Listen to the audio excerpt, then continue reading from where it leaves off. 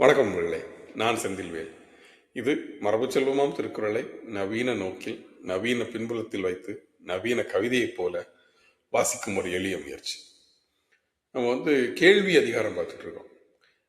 கேட்டு அறியக்கூடிய ஞானம், அந்த ஞான தேடல் அது எவ்வளவு முக்கியமானது அப்படின்னு சொல்லக்கூடிய அதிகாரம்.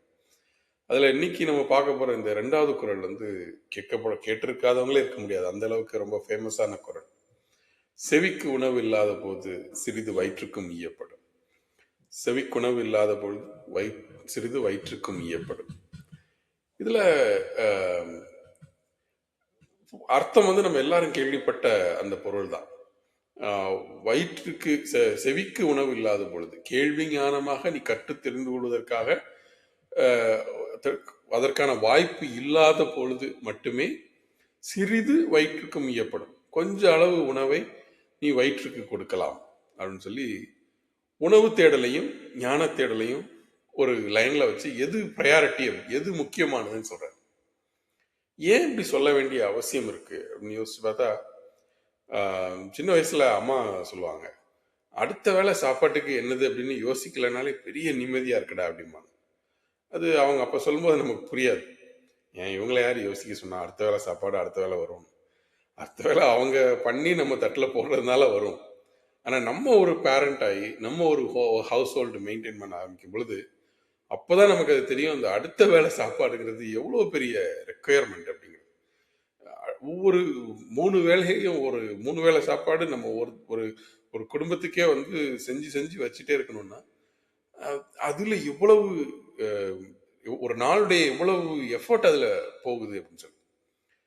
அதுலயும் நம்ம பார்க்கறது இன்னைக்கு எல்லா வசதிகளும் இருக்கக்கூடிய அல்ட்ரா மாடர்ன் கிச்சன்ல, இதே ஒரு 1000 வருஷத்துக்கு முன்னாடியான கிச்சன்ல ஒரு அன்னைக்கு உள்ள ஒரு குடும்பத்துடைய ஆவரேஜ் பாப்புலேஷனும் ஜாஸ்தி. ஒரு 10 பேர் இருக்கிற குடும்பத்துல முழுக்க முழுக்க அதை மட்டுமே பற்றி தான் யோசிக்க முடியும். அடுத்த வேளை உணவை பற்றி மட்டுமே தான் யோசிச்சுட்டு இருக்க முடியும். அப்படி யோசிச்சா மட்டும்தான் அடுத்த வேளைக்கு உணவு ரெடி பண்ண முடியும். அப்படி இருக்கக்கூடிய ஒரு சமுதாயத்துல அவர் சொல்றாரு, அதாவது செவிக்கு உணவு இல்லாத போது சிறிது வயிற்றுக்கு ஈயப்படும். இதையே நம்பி இருக்காதீங்க. இந்த இந்த வயிற்று பிழைப்பே மட்டுமே உன்னுடைய வாழ்க்கை இல்லை. உன்னுடைய வாழ்க்கை நீ இதுக்குள்ள ஒன்னு சுருக்கிக்கிட்டேன்னா உன்னுடைய கேள்வி ஞானத்திற்கான உன்னுடைய ஞானத்தை, அதாவது சென்று பயில்வதற்கான வாய்ப்புகள்லாம் எல்லாருக்கும் இல்லை. ஆனா கேட்டு பயில்வதற்கான வாய்ப்பு எல்லாருக்கும் இருக்குது. அப்படி இருக்கும் பொழுது நீ அதுக்கு தான் ப்ரையாரிட்டி கொடுக்கணும்.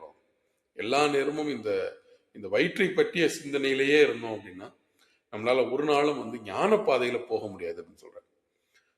நம்முடைய சமூகம் அலைந்து திரிபவர்களுக்காக ஞானிகளுக்கான ஒரு ஒரு பாதையை எப்பவுமே வச்சிருந்த சமூகம். சம்சாரத்திற்குள்ள வராம நீங்க நேரடியா சன்னியாசம் எடுத்து போனீங்கன்னா இந்த சன்னியாசிகளுக்கு இந்த உணவை பற்றின கவலை கிடையாது. இந்த உணவே அவர்களுக்கு கடமையாக கூட வந்தது கிடையாது.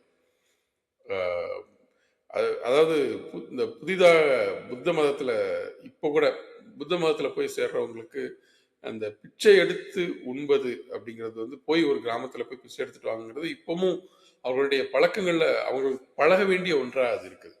அது எப்பவுமே ஒரு ஒரு மைண்ட் ஓப்பனிங் எக்ஸ்பீரியன்ஸ் அப்படின்னு சொல்லி இப்போ புத்த மதத்துல சமீபத்துல இருந்து வந்த மாடர்ன் துறவிகள் சொல்றாங்க. ஏன்னா அது நீ போய் கேட்டா கிடைக்குது அப்படிங்கிறதும் சிறிது எப்படியாவது வைத்து கிடைச்சிரும், அது ஒரு மிகப்பெரிய கவலை இல்லை அப்படின்னு தெரிந்து அதுல இருந்து விடுதலை ஆகிறதுன்னு இருக்குல்ல, அந்த விடுதலை ஒரு மிகப்பெரிய ஞான திறப்பை உனக்குள்ள கொடுக்கும். நீ இதுக்குள்ளேயே கட்டுப்பட்டு கிடக்க வேண்டிய அவசியம் இல்லை. இதுக்காகவே முழுக்க உன்னுடைய வாழ்க்கையை செலவழிக்க வேண்டிய அவசியம் இல்லை.